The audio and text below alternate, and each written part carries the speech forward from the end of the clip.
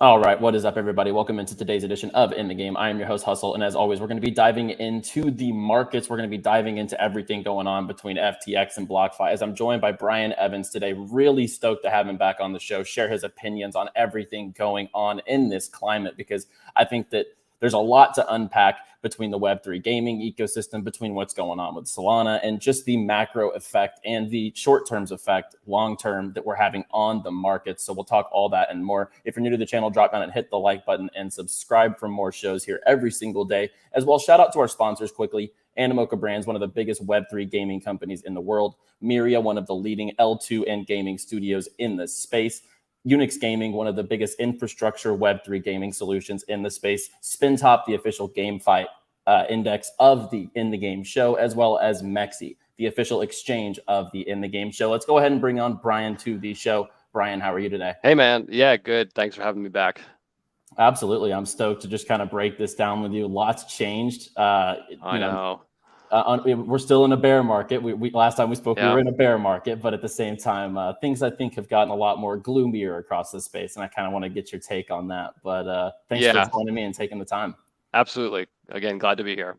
Let's just go ahead and I'm going to let you introduce yourself for anyone that might not know your background or didn't catch our last conversation. So I'll just let you have the floor. Sure. Yeah. Brian Evans. I'm an Inc. 500 entrepreneur. I built a top marketing agency in the U.S. I've been full time in crypto for 7 or 8 years, mainly as an investor, but also running a venture studio and helping projects launch and come to the space with my marketing background. Also heavily in the Web3 video game space, building my own game and also supporting a lot of other games and projects in the ecosystem.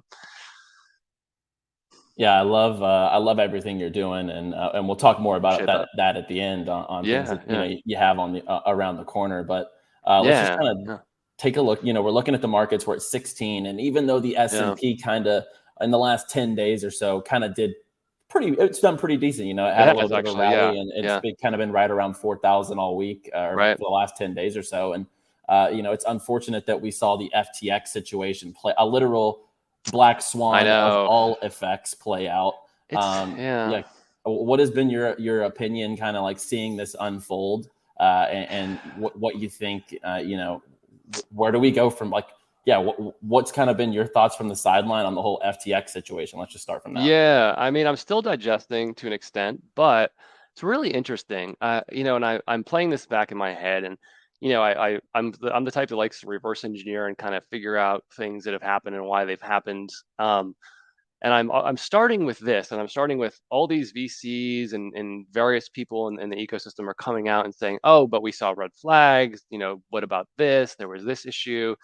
And we're only really seeing this now. Yes, a couple of people called stuff a long time ago, but the vast majority are just coming out now. And it's like, okay, well, why are they just coming out now? Were they afraid? When they weren't really sure about the information they had. But I think there's actually a little bit bigger problem kind of happening, and I get this from poker. Actually, it's an interesting analogy. I'm not a poker pro, but I played for a short period of time, so I picked up a few things. But there's a term in poker called being on tilt, and it kind of means you're irrational and emotional. And like I kind of feel like the crypto world is a little bit on tilt, and maybe if we weren't so on tilt, meaning so irrational, emotional, and sporadic with our decisions and thinking processes, maybe we would have actually caught this. Because just like a hand of poker, right? Sometimes we course correct for the wrong reasons, which is actually really interesting, and we process differently. So like, for example, if you get the worst starting hand in poker, 7-2 offsuit, and you win with that hand, some people, if they don't understand the game of poker and the math and the probabilities and stuff, might actually go on tilt, or might actually get too sure of themselves because they did well with that hand. But actually, statistically, that's the worst hand you're going to lose most of the time, no matter what, right? But you can actually course correct for the wrong reasons and start playing that hand more. And I think with crypto, people were making money, things were going well in the bull markets. We start saying, yeah, we figured it out. Like, okay, this is good, that's good. This person did this for the ecosystem, they're good. And they start missing things, right? And I think it kind of happened a little bit with crypto, where we just start missing things. And I think I've done it. I think we've all done it. Even the best of us, even some of these massive, look at Sequoia, that came out and had all these notes about how they loved Sam and loved SBF and he was the best thing ever. And even those guys were wrong, right? So I think again, I think everyone was doing well and the ecosystem was doing so well, which is good. But then we started missing things. So I think it's almost it's a good refresh a little bit because we kind of slow down now and say, hey, let's kind of like keep an eye on things a bit more and actually look at the information and not just like assume everything's going to be good. There are going to be bad actors. There's going to be bad things that happen. I don't know all the details of the SBF situation. It does look really bad. I've read through everything. It does look really, really bad. It looks like it's kind of becoming a bit of a cover-up thing now, but we'll see where it goes from here. What I do know is that this will be investigated to death. There's going to be investors, there's going to be regulators, law enforcement. Everyone's going to be digging into this. The public too. It's kind of we live in this world now where like the online sleuths, right? The Twitter has kind of become that where everyone's going to dive into every little possible transaction and like, we'll be watching we'll be watching a documentary. And someone will have broken it down into extreme detail of exactly what happened. I think it's pretty obvious that it was about the FTT token and they were borrowing against the token and things like that to get all this money and obviously using user funds. But there's probably a lot more to it than that as well. I love the poker analogy, and I bet Netflix is already regretting doing a Netflix original this last summer on the Crypto King. I don't know if you saw that one. The guy that like rugged the exchange and has never been found or whatever. That one was This is gonna be massive compared to that. Yeah, they have to be so upset they already used that tagline. I know. Yeah, exactly. I think the one that's gonna come out with this is gonna be absolutely massive. I agree. This is up there with like, if it's all true that it was all a scam, it's up there with like the Madoff stuff. Of course, it's like the top of like any Wall Street firm or scandal that's ever happened. Like, and this is like that crypto event for sure. I mean, FTX, all these exchanges, right? Nobody, like you said, everyone's coming out of the woodworks. I saw this, I saw that. No, you didn't. Like, exactly. Literally, like Richard Hart and a couple other people on camera said that they saw red flags, and like kudos to them. And like, they were very right. But at the same time, like most people were completely swindled by this. And what do you think of like people getting backlash, like Brady and Steph Curry for this? Like, their marketing managers can't see. There's one thing they don't see balance sheets where they're coming at you for sponsorship deals. They're not showing you their solvency. They're just coming at you with a lot of money and an advertising deal. Everyone at that time was taking crypto deals. LeBron with crypto.com, et cetera. And Binance has some athletes under their wing. So, I mean, I'm just curious to kind of see your opinion. What do you think of like influencers with like FTX referral links at one point? I kind of saw some CoffeeZilla stuff, right? Coming at influencers with FTX links. What do you think about influencers or celebrities getting backlash for this? I think there's two sides. I've been on both sides of it. I've been on the side of people offering me money to do things and offering people money to do things. And I've seen it from every kind of which way angle. I do think that probably a little bit more due diligence should have happened. But again, to the point about imperfect information, the point about the poker analogy, by the way, was about making the best decision based on imperfect information. Poker is all about making a decision based on, I don't know what your cards are, right? So I never have perfect information. Chess, however, is a game of perfect information. I know exactly what your move is. You know what my move is. Nothing is happening that I don't see. So the kind of a situation goes into the imperfect information category. So when you're in those situations with like an advertiser coming to you or whatever, or a sponsor deal or something, you don't have perfect information. You know what they give you, you know what the public information has. You only know so much. So it really becomes a question of my mind in, did they make the right decision based on the information they had at the time? And I think the answer was probably yes, based on the information at the time, not what happened now. That's a big difference. Yeah. So exactly. A lot of people are saying because of what's happened, all these people were scams too, and they're idiots because they didn't know and all that kind of stuff, but not really, because it's hard. It's easy to say now that they should have known, but based on the information they had at the time, 98% of people in the space, if you ask them how many months ago, we're going to say FTX was legit. Yeah, okay, absolutely. Maybe there's a couple, but I guarantee 98%. And I talked to a lot of people about FTX. I would 100% agree. It was literally 98%, maybe higher. I don't know. Yeah. They were considered like the top of the top. Everybody loved SBF. Yes, there was a few people saying otherwise, but it was just a few people. So and even regulators and they basically, the top VCs of the world, they tricked everybody, if that's what's ended up happening, which it definitely seems like it is. So I feel like it's a little ridiculous to hold like Tom Brady sort of accountable for it. From my understanding, he put a lot of money into FTX. And he lost money actually. too. Yeah. I was about to say, from my understanding, he put a lot of money into it. Yeah. So I don't know. I think that's a little far where it's like, you're going after people like that who are basically brand ambassadors Yeah. that wouldn't have had any better information than anybody else. Yeah. So, and it's funny, the Larry David one, actually, the commercial with Larry David, they actually sued him too as part of this class action.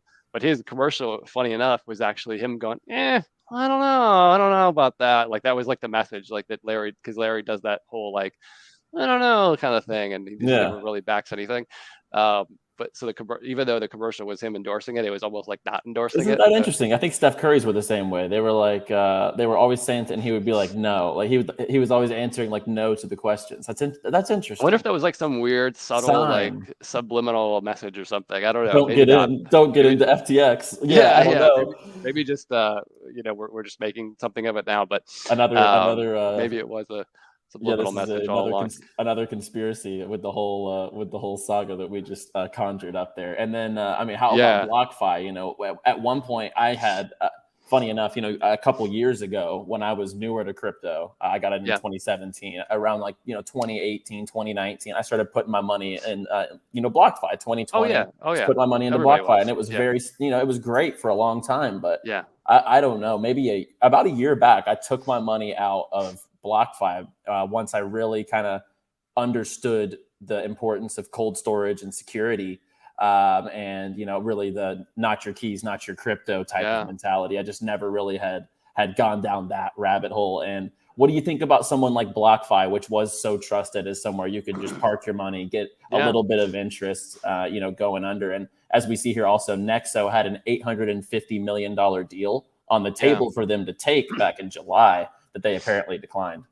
Right. I put money in BlockFi. I put money in a lot of centralized things myself over the years. I usually mainly use cold storage, but I would try out different protocols. People would ask me about them. I'd try them out, put a little bit of money in them to see what was going on. And I'd even leave small amounts of money in some of them. Eventually took them out after stuff started getting crazy, even the small amounts. But they're a casualty, of all this. And I was reading some really nasty stuff about how they were leveraging the FTT token to try to ultimately acquire things that were going to be becoming distressed because of, without going too far down the conspiracy theory, but lending out the FTT tokens, getting Bitcoin, let's say, but then dumping the market and then causing a distress situation for someone like BlockFi, then trying to acquire it essentially.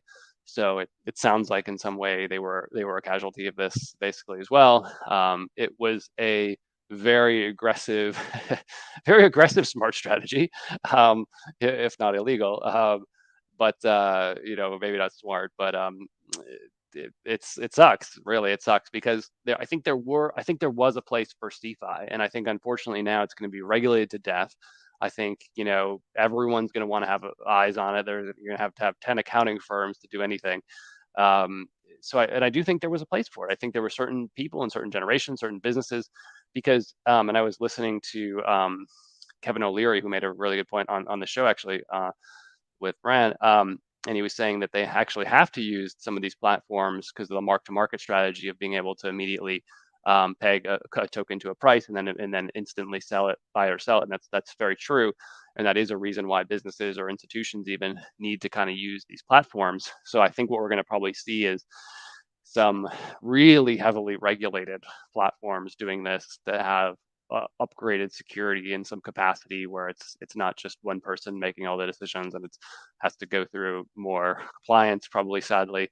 And that's a sad outcome of all this in my mind. Is I'm not in the belief that yes, in like some of the CeFi situations it makes sense, but I'm just not in the belief that we need more regulation, because I don't think this was a regulation problem. This was a fraud problem. This was not like more regulation in the US wouldn't have really done anything, because this was not really a US problem in the first place, first of all. And look at the Coinbase, they're fine. They're following the regulation. They're doing their thing. So that's kind of working in my mind. It's really more of like, how do you stop criminals, I guess, right? If that's what this ends up becoming, which it definitely seems like. Yeah. So And again, it's almost a advertisement for DeFi, because it's like, yes, Luna collapsed. Arguably, that was manipulated by the same group of people. With the exception of that, DeFi is basically working how it should. Smart contracts are working just fine. Ethereum's working just fine. Bitcoin's working just fine. So the blockchains are working. Not a blockchain problem. Yeah. Not a blockchain problem. It's not a blockchain problem. So maybe that's an advertisement for blockchain and DeFi. Yeah, and we saw a record amount of Bitcoin actually flowing off exchanges, which in my opinion was probably to MetaMasks, trust wallets, cold wallets, ledgers, Trezor, whatever it was. I think people really understood after last week, get my own keys and protect my crypto, because like you said, I think Coinbase is the only onboarding and offboarding ramp that I even trust in the slightest. And I can't use Binance where I'm located and stuff like that. So it's kind of the one I can use, and I do, they've never showed any signs to me to have any red flags. So, but I would not keep my crypto on any centralized exchange for that matter. So definitely, protect yourself on that. And then what do you think? I haven't seen anything official regarding crypto.com. Crypto.com paused withdrawals and they slashed their rewards off their card. 5-6 months back, if you remember that, they used to have like 8% rewards on one of their cards, and like you would get free Spotify, Amazon, all that stuff. What do you think? Like, is that a red flag? That's got to be a red flag, like right in the tracks, that they didn't have the funding to continue paying out the rewards at the rate that they were, and they paid it out in the Crow token. So it was very, I don't know, that's a pretty big red flag. I haven't seen that they've officially like announced or like anything official with that. But what do you think about crypto.com at the time? Yeah, I think the problem was with these earn products. Gemini had the same issue. It wasn't Gemini's fault. It was their earn partner. Started with a G as well, but it wasn't Gemini. It'll come back to me. Genesis was the partner that had the issues, and it's these earn products, because a lot of this yield was actually coming from a lot of the same places. Like even after Luna collapsed, a lot of people were getting yield from places like Luna and getting 27% or whatever it was, and then passing along 9% and still looking like heroes because they're able to do 9 or 12 or 13% on their platforms. But the problem now is like a lot of the yield is becoming, to get yield safely is, I mean, that's not even really a term anymore. I guess there's not really a safe yield anymore. At one point, in the DeFi summer days, it was considered very safe. Pre-Luna, you could get yield from all these places. You could pass it along to your customers. You could do risky things, even though at the time it wasn't risky. Now it obviously looks super risky. The problem is it's getting narrower and narrower of where you can get this yield from. So they're running into issues. They're promising all this yield, and then you can't really get that safely anymore. And then the other problem is everyone's doing this proof of reserve auditing requests. So everyone wants to start seeing, like, is this really one-to-one backed? Or are you just backing it with your crypto.com token or your FTT token or your Binance bucks, whatever. So people are very curious what these one-to-one, the one-to-one reserves is kind of the first thing, right? And then what does that consist of is obviously the second thing. And part of this problem, for anyone who doesn't know, is that a lot of the issue with FTX and FTT was that they were saying, we're one-to-one backed, and then in reality, well, they weren't, but they were, even though what they said they had was actually backed by their own token, and they were, debatably doing some stuff to make that token price seem higher than it was in reality with the liquidity in actual real trading volume. So, I think we're going to see more people asking questions more, and I think the exchanges that actually survive, any C5 platforms that actually survive, we're going to see them having to prove and to show, you're actually, if you're taking user assets, you give them a Bitcoin, they keep a Bitcoin. Give them an Ethereum, they keep an Ethereum or an Ether. And actually keep the actual assets that they're being given, rather than swapping in and out of their own tokens, going and trading with user funds, stealing user funds, loaning user funds, whatever the situation is. So I think we're just going to be seeing a higher standard, that's probably a good thing. I don't see how that's a bad thing, to have a higher standard for some of these. So hopefully, I would hate to see more casualties. I think we will. I hope it's not crypto.com. I like them. I sure hope it's not. But certainly anything is possible. There's definitely some red flags there. There's definitely some people calling it out and saying that, that there's some shady stuff and the numbers aren't adding up. Hopefully they weren't another one using their own tokens. And it really depends. Usually it's a bank run and a market crash at the same time that triggers these big problems.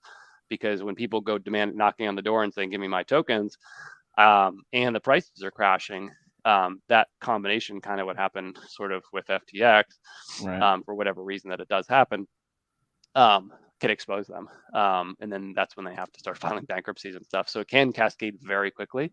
But let's just hope that doesn't happen. I don't think it's good for the ecosystem to keep having these happen. But at the same time, if that's what's really going on with any given exchange, it's almost better that they're out. You don't want, because again, what could happen is, like, let's say FTX didn't get caught. Let's say it's all true, FTX didn't get caught, but they didn't get caught, and it goes on for another 3 years. Then it could have been, instead of a 9 or 8 or $13 billion hole, it becomes a $30 billion hole or $80 billion hole, or much bigger. Then we're talking way more people harmed, and bigger and bigger impacts on the ecosystem. It's just better to get them out now.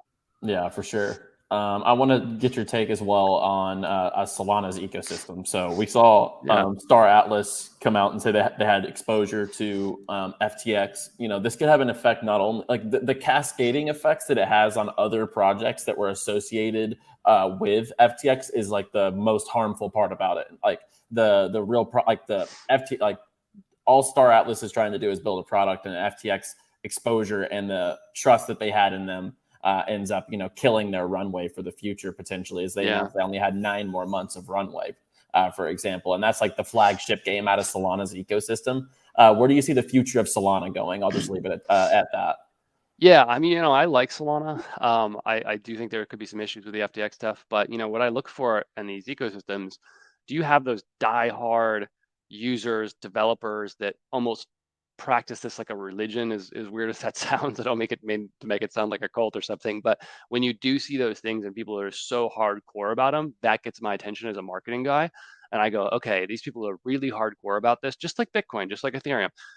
So when I see that really hardcore nature of these rabid, diehard kind of believers in certain ecosystems for any reason, not any reason, but just about any reason, any legitimate reason, it definitely catches my attention. And Solana was one of those for me. I don't know, this obviously could be a huge impact to the price, to the, the time scale of how long it takes developers to fully build this out more and more. But I do like it for the most part because of that reason. I think it's going to have big impacts though, because of the ties with FTX. And, I saw projects, various top Solana projects thinking about switching chains, and, you're going to get people leaving the chain for the time being. So I think their timeline is pushed out. I don't think anything fundamentally changes unless we have a total collapse. And that hasn't happened yet. I mean, they've had their outages, but unless there's a total collapse, I think they can rebuild. And it's better that this happened now than sort of way later when there was more, let's call it important core infrastructure on Solana. Eventually we could have governments and countries and roadways and anything operating on railways, operating on blockchains, right? And more key infrastructure could eventually get on blockchain. And I think that it's good that that's not the case yet, but we do want that. We do want blockchains to be mainstream adopted in all sorts of different ways. But I'm hoping I do hope they survive. Let's talk about mainstream adoption. How about Polygon with all the partnerships they're striking? I mean, amazing. Meta, Stripe, DraftKings, all these big fashion brands, car companies like Mercedes and Bentley, and they're doing the loyalty program for Starbucks. What do you think about the focus on mainstream business application, real utility, like integrating your tech into actual products? And like just the other day, Nike onboarded. Yeah, that what really got my attention, I used to write about this in 2015, 2016, is business use cases of blockchain and mainstream use cases of blockchain. And that's actually what got my attention originally, even like on the Ethereum side, and Polygon's obviously sort of an extension of that as gaming for me. Yeah, exactly.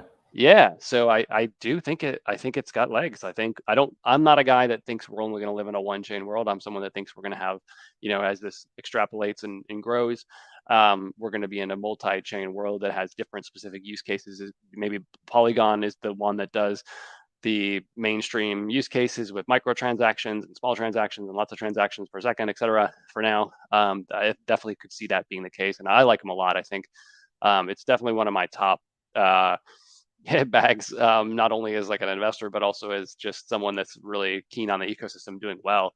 I think they've made good good, like you said, good partnerships, and they have the right infrastructure and setup to be that sort of mainstream use case chain. So, Yeah. and even in gaming, we're seeing some gaming in Polygon and other potential use cases too. So. Oh yeah, the onboarding process for Dr. Disrespect's game was super smooth. That's on Polygon, for example. Yeah, You know, they're making it super easy to try to onboard Reddit NFTs. Obviously, one of the best example cases and proof of concepts in the industry, potentially getting that many users onboarded so quickly. And then let's just talk about yeah, funding real quickly in the Web3 gaming space, where the industry is. Obviously, there's so much clutter out there with everything going on, but what we're not seeing is like Animoca Brands, you know, goes under. We're not seeing that because it's yeah, not out there, because these VCs that have aligned themselves in the right way, a lot of them actually are in the Web3 gaming space. They own a lot yeah, of the best IPs. And why is that? Because people love games. They get attached to for characters and sure. IPs. So what do you think about the 7 billion coming into the industry over the first 3 quarters of the year, and how like this industry, this side, Yeah. Web3 gaming, really isn't being that affected by all this nonsense across the space? No, in gaming, really, it's interesting because gaming is actually an escape for many people. It's escapism. It's escape of Absolutely. reality. So we play Yep. games when we're like, I just can't deal with this anymore. How do you do something else? Kind of almost like a hobby, right?